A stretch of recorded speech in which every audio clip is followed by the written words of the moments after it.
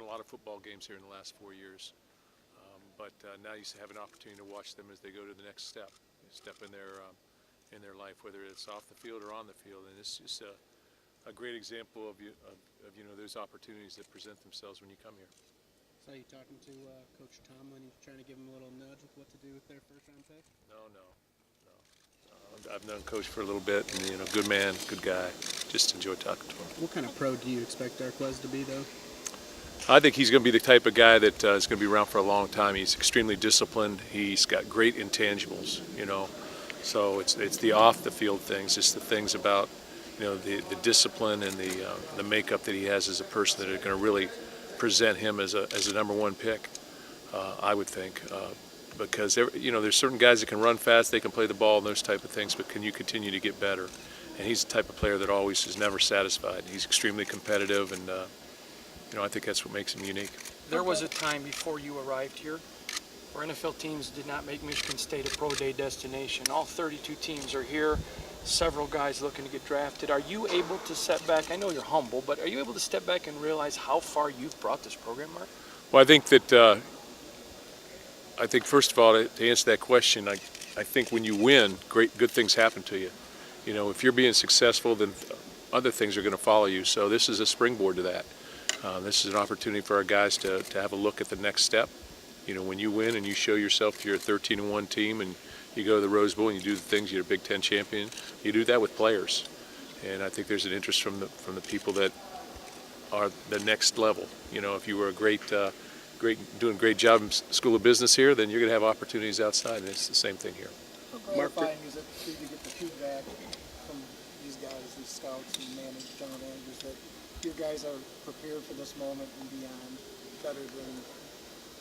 Yeah, it is. It's rewarding because the greatest things that you hear is that we've got good people, we've got great chemistry, and that's the thing you keep hearing from the scouts and the coaches, that you can tell they get along well. You see guys like Greg Jones back here and Jarrell Worthy and some other guys who played here. They just come back to this just to watch, just to be a part of the day. Standing over there by themselves, just nonchalant, just out of the picture. But they come back to watch and be a part of this, and that shows that we've got great chemistry here. And I've continually said we have won here. We've got good players, we've got great coaches, but we've won here, and we've won big here because of chemistry, and that truly exists here. Mark, who do you think among these guys, obviously there's guys that went to the combine, but who may have really helped themselves in a situation like this who may not have been known before?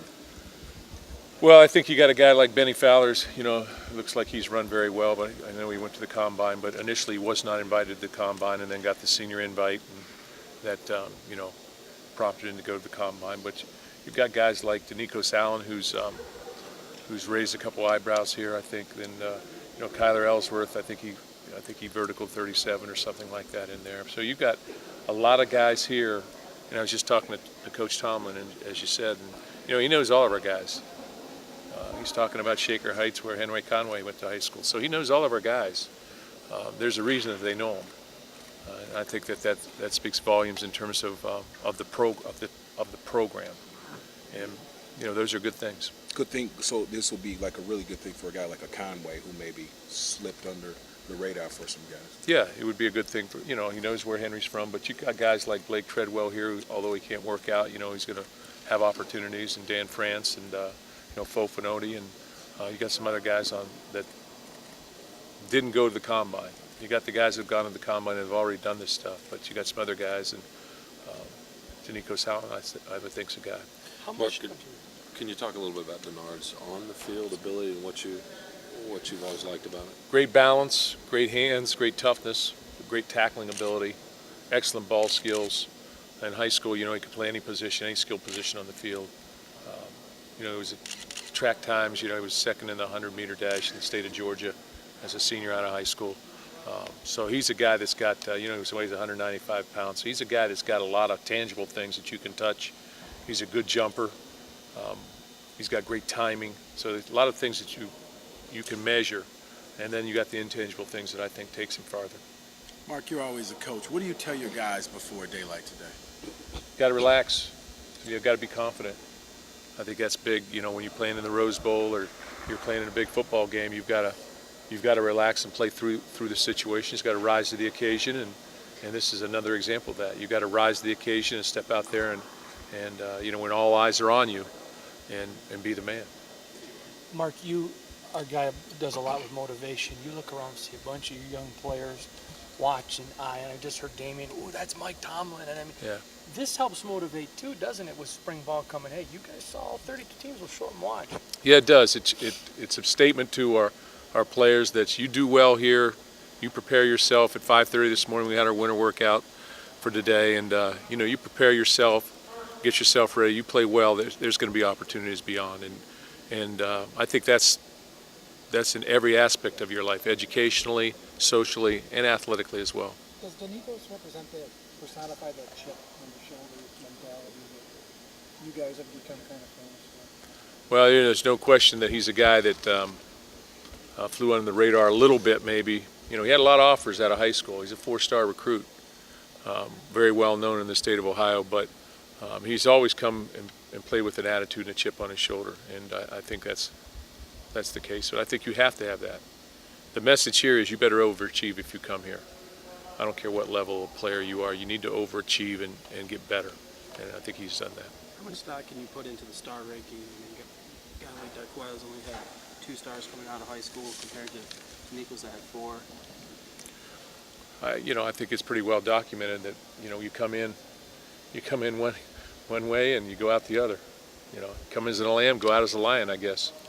For some people. So it's what you do at the end of your career, not at the beginning, and I think that's the key thing. You recruit guys at the end of their high school career, and you recruit to your system. That's what we try and do.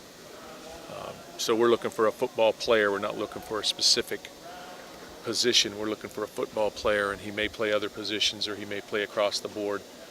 So we're trying to identify those attributes and move forward. But it's what they do while they're here and how they develop. We're a part of that development. Our strength area is a part of the development. Our competition level is part of that development, and then their intensity, what they bring, intangibly to the table, is a big part of their development. What are you hearing from some of these NFL people about how Max's suspension might affect his future? I really haven't talked to them. I've made the statement, and I also made the statement that Max Bulla belongs at Michigan State. He's a Spartan, and I love him. And so I'm going to try and do everything I can. But he's a football player, and he's a very controlling factor on the field, very, very controlling. So I think people understand that, and we'll look at that aspect. I asked Darquez what he was most proud of in his career, and I naturally thought he would say the Rose Bowl. And he said that he played for you. He said, I'll always be a Spartan, but the first thing I tell people is I played for Coach Dantonio. I know that you're a person that matters. So what does that mean when you hear that? That's the first time I heard that. It's very humbling. That's what I strive to do. At the end of the day, it's the wins and the losses, even the Rose Bowl. It's not going to fade away for a while, but it will fade, and it will be about the relationships that we've developed here. And that's a young man that I'll hopefully always have a relationship with and have a bond with. Whether we see each other once every 3 years, 5 years, 1 month, that relationship's going to exist because of the type of person he is and what he's done here for us. He told me that there's never been a person harder on him than you, but he said the fact that I love him like I do talks about character. There's no entitlement here. We're going to treat all of our guys the same, and we're going to make them earn their way to the top. But he's done that from day one, So if I've been hard on him, I hate to see what I've been on those other guys. But he's a special person, and as I said earlier, it's about the intangibles that will really allow him to be. He'll be a 10-year pro because of the intangibles. Take football out of it, or do you look back at where he was? I mean, you recruit him, he was country, and now how far he has come as a human. Forget football. It's pretty amazing. Would you not agree with that? Yeah, out of Twiggs County, Georgia, we were just in my office yesterday talking for about 20 to 30 minutes, and raised by his mom, but lived with his grandma and grandfather, and his grandpa still hadn't gotten on a plane and flew. So he's come a long ways, but from the country. But it just goes to show you that these opportunities that our players have are life opportunities that really can shape a person's life and make a difference, not just relative to football, but relative to their whole life in general.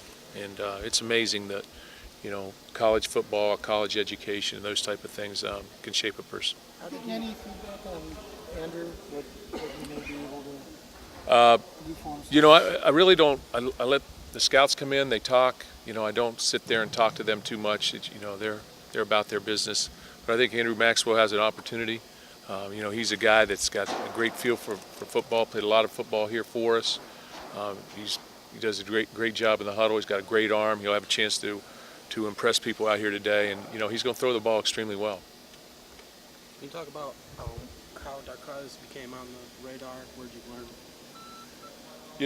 Just like you heard, we were watching Keith Mumphrey play, and Dave Warner went and watched him play, and saw Darquez playing against him, and felt like, and then we got the film, and then we started the process, and really didn't, I thought he had it offered to Tulsa. I guess he didn't, but didn't really matter. We sent Coach Barnett down and watched him run on the track a little bit, and knew that he could run, knew that he was athletic, and caught the ball so fluidly, tackled very well, playing against pretty good competition, very good competition, and just felt like he would be a guy. And then after that, South Carolina and Illinois jumped in, and he stayed true to the Spartans, and he's one of the big reasons why we won a Rose Bowl. Coach, one of the big reasons. Sorry, forgive me if this has been asked, but Yep. Dantonio Salin is a guy that I know he was an alternate for a couple games. I talked to some people at the Bulls. They said you made some calls on his behalf. How big do you think his opportunity is, and why do you think he kind of flew under the radar a little bit? I think sometimes the measurables of a person people get hung up on the measurables. He's not 6'1", 225 pounds. He's 5'10 and a half, 5'11.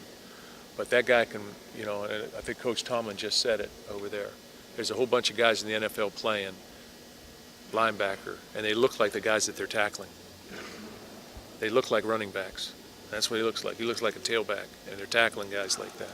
And I think that's a great correlation. You're finding guys that you got to be able to change on a dime. You got to be able to, run. You got to be able to hit with power, and that's what the Nicos can do. But I think that's the reason. That's the only reason he flew under the radar. Maybe he's not quite as tall as they wanted him to be, but he's an extremely productive player. Will we see more guys like Dantonio Salin now that we're seeing so many more running quarterbacks, more read option, do you think? Is that where we're headed? I think you see that. I think you see that around, athletic guys. I'm not sure what he ran over there, but he's running the 4.5s for us before. He's a 450-pound bench guy. I don't know what he vertical, but I mean he's got power. And anytime you have guys with great power and tenacity, you got two great ingredients to be a linebacker. You've got a lot of guys in the NFL.